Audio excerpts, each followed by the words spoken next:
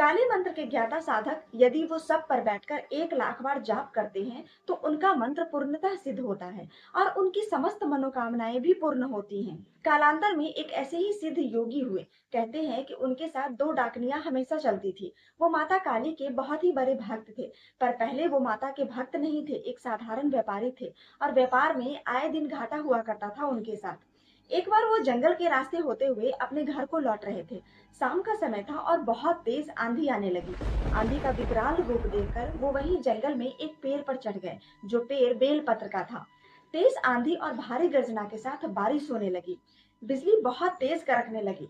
तब उनकी नजर एक आदमी पर गई जो पेड़ के समीप एक मुर्दे पर बैठा हुआ था और किसी मंत्र का जोर जोर से जाप कर रहा था। तब व्यापारी को आभास हुआ कि वो गलती से शमशान में ही रुक गए हैं।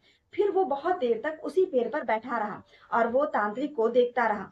तभी अचानक से किसी के गरजने की आवाज सुनाई दी। बिजली का चमकना अपने चरम पे था। कहीं से एक साथ बहुत सारे गिद्दरों के बोलने की आवाजें आने लगी। कभी कभी लगता कि एक साथ बहुत सारे घोड़े हिनहिना रहे हैं।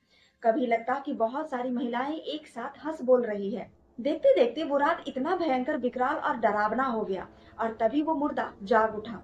उस सबके जगते ही उस मुर्दे की नकारात्मक ऊर्जा को तांत्रिक सहन नहीं कर सका और डर कर वहीं अधमरा होकर गिर गया। थोड़ी देर बाद वातावरण बिल्कुल शांत हो गया। फिर पता नहीं व्यापारी के मन में क्या आया, वो उतरा और दूसरी सद के ऊपर बैठकर उसी मंत्र का जाप करने लगा। मुश्किल से आधा घंटा भी वो जाप नहीं किया होगा, उसके सामने तुरंत शमशान काली प्रकट हो गई।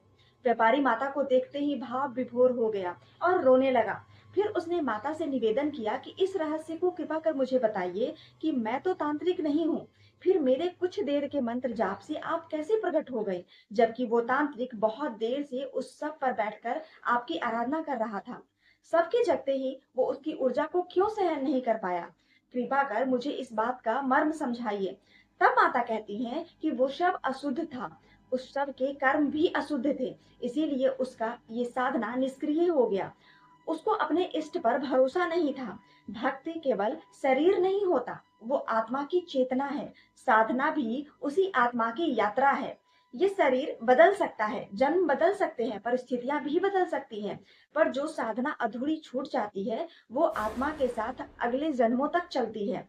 जब उपयुक्त समय, स्थान और संयोग बनते हैं तो वही अधूरी साधना पुनः जागृत हो जाती है और पूर्णता को प्राप्त हो जाती है। जिस क्षण तुमने इस सब पर बैठकर मंत्र जाप आरंभ किया, उसी क्षण तुम्हारे पिछले जन्मों की साधना ने फिर से गति पाई और वो शक्ति, वो ऊर्जा जो तुमने जन्मों पहले अर्जित की थी, उसी क्षण फलित हो गई। ये साधना का नियम है, ये आत्मा का पुकार है, न कि केवल शरीर का प्रयास। यही कारण है कि तुमने थोड़े ही समय में मुझे साक्षात पाया, क्योंकि तुम्हारी आत्मा की यात्रा पहले ही बहुत दूर तक आ चुकी थी।